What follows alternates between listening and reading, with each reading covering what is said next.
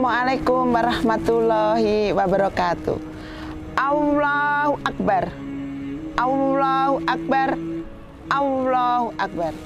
Alhamdulillah. Alhamdulillahirabbil alamin. Asyhadu alla ilaha illallah wa asyhadu anna Muhammadar Rasulullah. Assalatu wassalamu ala asrofil anbiya'i wal mursalin wa ala alihi wassobihi ajmain amma ba'du. Saudara-saudara seiman yang dirahmati Allah, kali ini saya akan membahas tentang Idul Fitri akan tiba, hasil dari puasa kita. Pemirsa yang saya muliakan, apakah Idul Fitri itu? Idul Fitri adalah hari yang banyak dinantikan oleh kaum muslimin. Kita dapat melihat dari aktivitas mudik dan maraknya bingkisan-bingkisan istimewa yang dijual menjelang Idul Fitri. Tapi sayang untuk kali ini Idul Fitri tidak semeriah dahulu karena ada COVID-19. Pemirsa yang saya muliakan, namun kadang kita kurang memaknai apa sih di balik Idul Fitri itu. Ya. Lalu apa yang kita peroleh saat mendapati hari Idul Fitri? Ini yang perlu kita renungkan. Pemirsa yang dimuliakan Allah, Idul Fitri tiba ketika umat Islam menjalankan ibadah wajib puasa Ramadan selama 1 bulan penuh. Sepanjang bulan suci tersebut mereka menahan lapar, haus, dan hal-hal yang bisa membatalkan puasa. Ya. Kalau laki-laki melihat yang bening-bening itu juga sama saja, kalau tidak bisa menahan diri sama dengan membatalkan puasa. Jadi kita berpuasa mulai dari terbit fajar hingga terbenamnya matahari. Secara bahasa, saum atau puasa memang bersinonim dengan imsak yang artinya adalah menahan. Ramadan merupakan arena kita berlatih menahan diri dari segala macam godaan, yaitu godaan material yang bisa membuat kita lupa diri. Tapi sekarang banyak mal yang tutup, jadi kita bisa menahan diri secara otomatis. Pemirsa yang dirahmati Allah, proses latihan tersebut diwujudkan dalam bentuk larangan terhadap hal-hal yang sebelumnya halal seperti makan dan minum. Ya, inilah proses penempaan diri. Targetnya bila manusia menahan diri dari yang halal-halal saja mampu, apalagi menahan diri dari yang haram. Itu. Puasa itu ibarat pekan ujian nasional bagi siswa. Ya. Selama seminggu itu para murid gembleng untuk belajar lebih serius, mengurangi jam bermain dan menghindari hal-hal lain yang bisa mengganggu hasil ujian tersebut. Pemirsa yang dirahmati Allah, Ramadan itu tentu lebih dari sekedar latihan. Ia wahana penempaan diri sekaligus saat-saat dilimpahkannya rahmat atau rahmah, ampunan atau makfirah, dan pembebasan dari api neraka. Aktivitas ibadah sunnah diganjar ya, senilai ibadah wajib. Sementara ibadah wajib membuahkan pahala yang berlipat-lipat. Pemirsa yang dimuliakan Allah, saya lanjutkan selayaknya ya siswa sekolah yang mendapatkan raport selepas melewati masa-masa krusial ujian, demikian pula orang-orang yang berpuasa. Ya, setelah melewati momen-momen penting sebulan penuh, umat Islam penuh berhak mendapatkan hasilnya. Apa hasil itu? Jawabannya tak lain adalah predikat takwa. Takwa adalah menjauhi segala larangannya dan kita menjalankan semua perintah.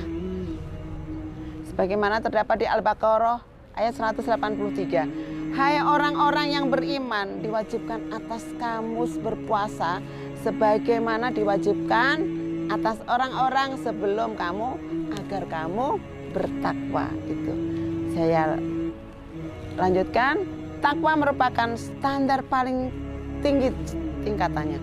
Kemuliaan manusia, seberapa tinggi derajat mulia manusia tergantung pada beberapa tinggi takwanya. Dalam konteks puasa Ramadan, tentu ya, takwa tak bisa digapai dengan sebatas menahan lapar dan dahaga.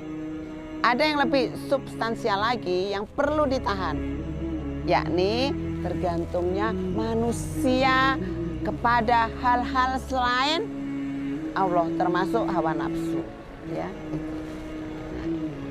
Pemirsa yang saya hormati, orang yang berpuasa dengan sungguh-sungguh akan mencegah dirinya dari segala macam perbuatan tercela, semacam mengumbar syahwat, berbohong, bergunjing, merendahkan orang lain, ya, riya, menyakiti pihak lain, dan lain-lain, ya, masih banyak.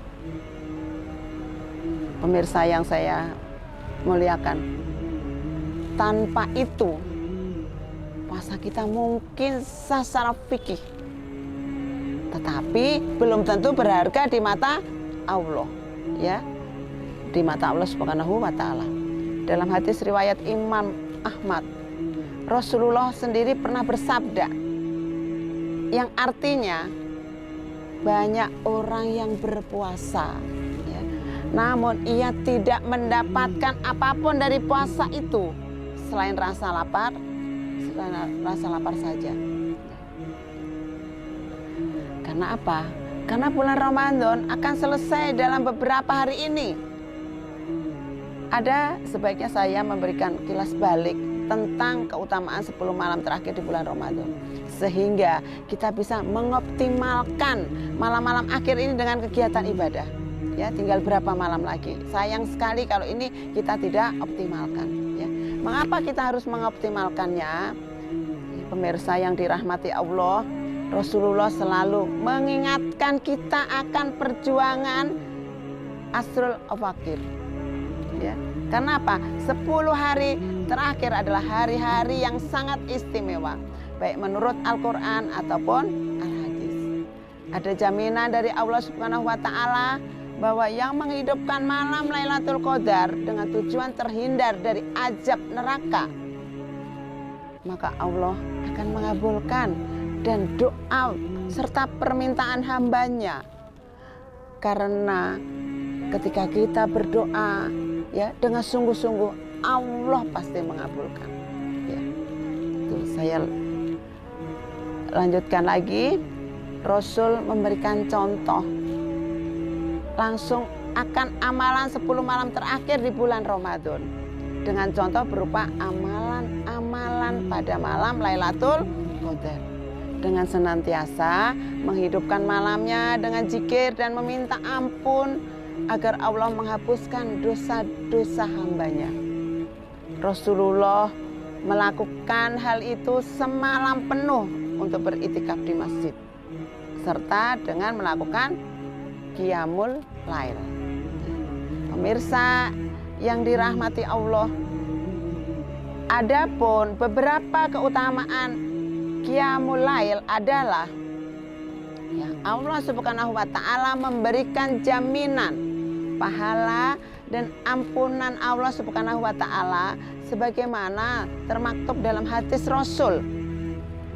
Barang siapa bangun di tengah malam pada malam Lailatul Qadar, maka Allah akan hapuskan dosa-dosa yang telah lalu dan dosa yang akan datang. Kepingin tidak kita? Pasti kita kepingin sekali, ya.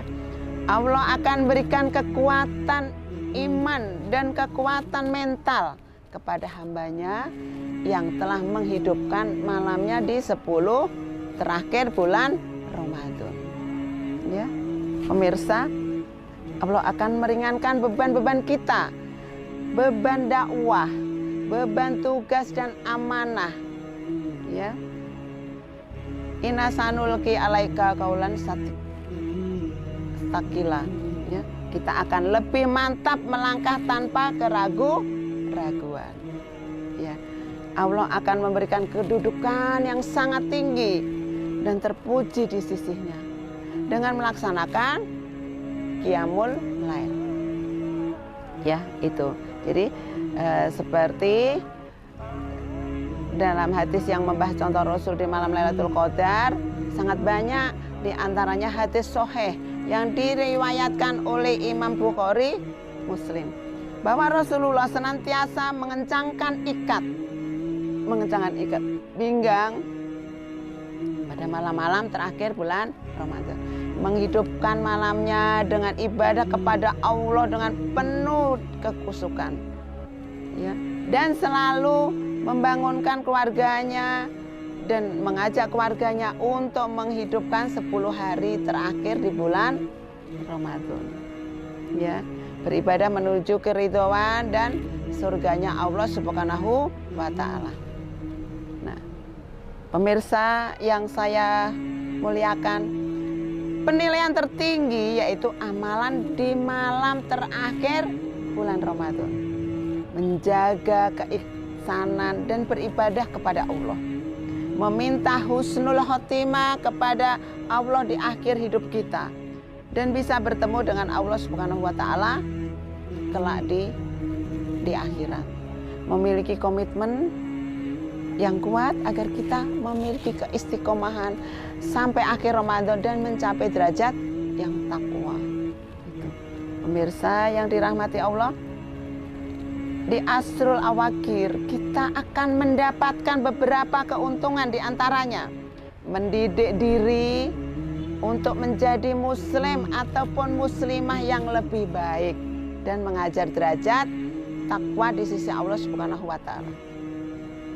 Kesempatan untuk mendapatkan ampunan Allah dan rahmat Allah Subhanahu wa Ta'ala, memperjuangkan amal soleh yang optimal. Nah, adapun keutamaan Lailatul Qadar sebagai berikut. Lailatul Qadar adalah malam yang penuh dengan keberkahan. Ya, saya mengingatkan kembali supaya yang belum itikaf supaya itikaf. Lailatul Qadar, malam diterapkan hukum Allah Subhanahu wa Ta'ala agar kita menjadikan Al-Qur'an sumber hukum bagi kita, bukan yang lain. Lailatul Qadar adalah malam yang dimuliakan Allah sehingga diturunkan malaikat berbondong-bondong ke bumi. Ya, pemirsa, Jibril pun malaikat yang paling istimewa hadir di bumi memimpin rombongan malaikat tersebut. Malam diturunkannya Al-Qur'an secara langsung dari Lauhil Mahfuz ke langit surga. Nilai amal soleh di malam tersebut dianggap lebih dari 1000 bulan. Ya, Rasulullah menyambut kemuliaan malam tersebut dengan Qiyamul Lail, baca Al-Quran dan zikir. Jangan lupa. Ya. Pemirsa yang dirahmati Allah, Rasulullah memerintahkan kita untuk mencari Lailatul Qadar pada malam-malam ganjil di 10 hari terakhir. Ya, malam berlimpah berkah, rahmat dan ampunan yang sangat sayang kalau kita lewatkan. Malam penentuan takdir yang baik setahun yang akan datang, itu yang harus diingat. Jadi penentuan takdir setahun yang akan datang. Malam terkabulnya doa.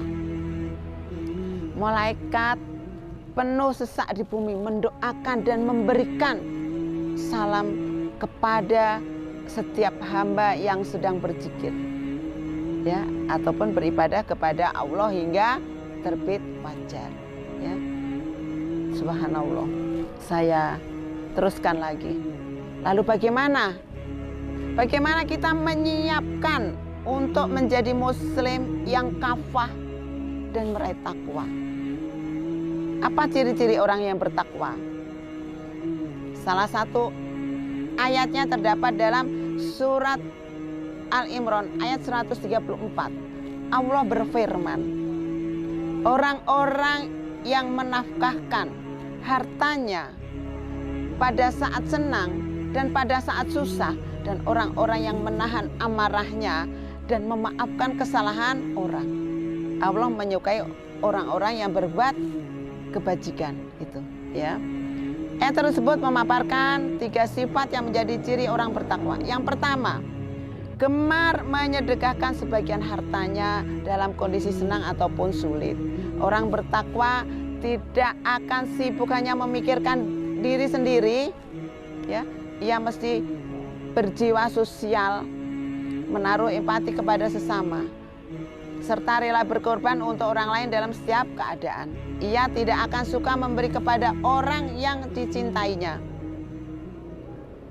tapi juga kepada orang-orang yang membutuhkan. Ya, saya teruskan lagi. Dalam konteks Ramadan dan Idul Fitri, sifat takwa pertama ini sebenarnya sudah mulai didorong oleh Islam melalui ajaran zakat fitrah. Zakat fitrah merupakan simbol bahwa rapot itu lulus. Puasa harus ditandai dengan mengorbankan sebagian kekayaan kita dan menaruh kepedulian kepada mereka yang lemah. Ya, ayat tersebut bermakna aktivitas itu berlangsung konstan atau terus-menerus. Dari sini dapat dipahami bahwa zakat fitrah hanyalah awal atau pancingan bagi segenap kepedulian sosial tanpa henti pada bulan-bulan berikutnya. Ya, ciri yang kedua bertakwa itu mampu menahan amarah. Marah merupakan gejala manusiawi, ya, tapi orang-orang yang bertakwa tidak akan mengumbar marah begitu saja. At-Kadim, orang yang menahan serumpun, kata dengan Al-Kadimot, ya, kedua-duanya mempunyai fungsi membendung. Yang pertama membendung amarah, yang kedua membendung air panas, ya.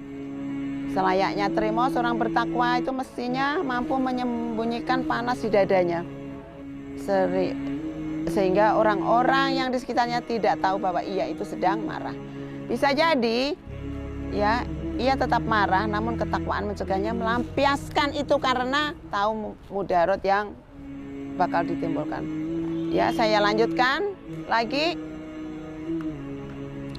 Sehingga patutlah kepada kesempatan Lebaran ini umat Islam mengontrol emosinya sebaik mungkin, mencegah amarah, ya, bersikap kepada membuat orang yang marah-marah itu secara wajar biasa-biasa saja.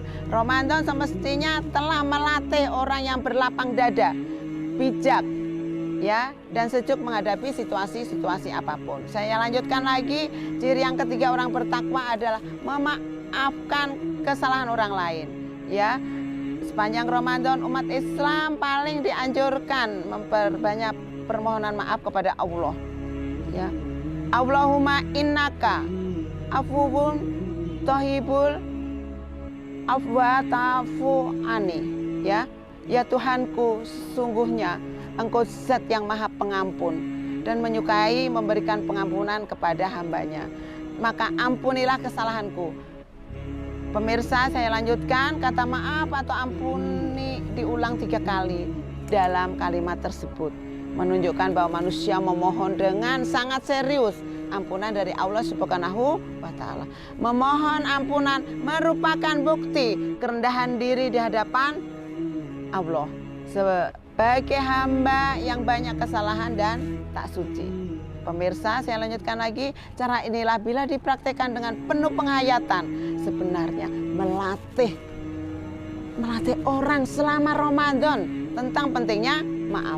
Bila diri kita sendiri saja tak mungkin suci dari kesalahan, apalagi orang lain.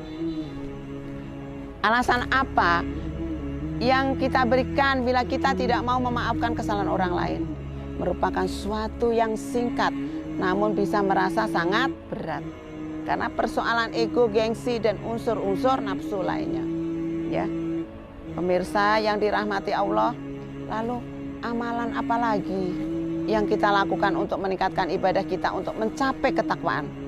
Yaitu ibadah itikaf di Asrul Awakir, menjadikan rumah sebagai masjid dan mengajak seluruh keluarga agar ihsan dalam beribadah. Niat yang ikhlas karena Allah disertai dengan komitmen. Lakukan sholat secara berjamaah, komitmen dalam melakukan amalan yang baik. Pemirsa, yang dirahmati Allah, ya. Jadi lalu amalan apa lagi? Ya. Tadi yang sudah saya kemukakan itu semuanya. Ya. Menjadi contoh buat keluarga. Komitmen dalam kebaikan dan melaksanakan perintah Allah.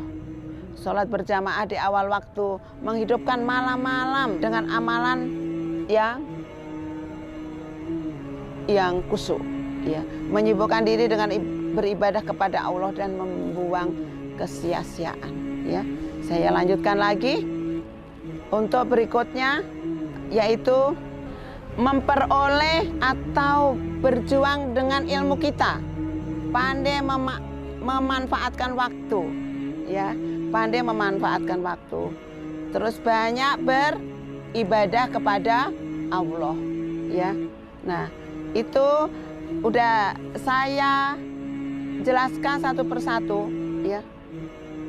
Jadi saya tambahkan lagi, ya. Jadi kita harus beriman, harus ihsan, ya, itu. Jadi tidak, jangan ihsan hanya sekedarnya.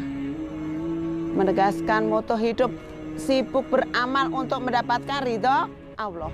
Tumbuhkan perasaan besok akan mati dan waktu semakin dekat pertemuan dengan Allah. Mengoptimalkan dan mempertahankan amal setelah Idul Fitri, ya. Demikian saudara-saudara seiman yang dicintai Allah, ya. Kilas balik di saat-saat terakhir kita berpuasa. Coba tanyakan pada diri kita sendiri, sudah berapa kali puasa kita lewati sepanjang kita hidup? Sudahkah kita mengoptimalkan ibadah di 10 malam terakhir? Sudahkah kita mendapatkan keutamaan 10 malam terakhir? Ya. Sudahkah ciri-ciri sukses Ramadan tersebut melekat pada diri kita? Wallahu alam. Semoga ini menjadi introspeksi buat kita semua. Saya lanjutkan lagi, ya. Jadi apa yang saya sampaikan semoga bisa bermanfaat dan syukur alhamdulillah apabila diamalkan. Mohon maaf apabila ada kesalahan dalam penyampaian. Mari kita tutup dengan bacaan hamdalah. Alhamdulillahirabbil alamin. Akhirul kalam. Wassalamualaikum warahmatullahi wabarakatuh.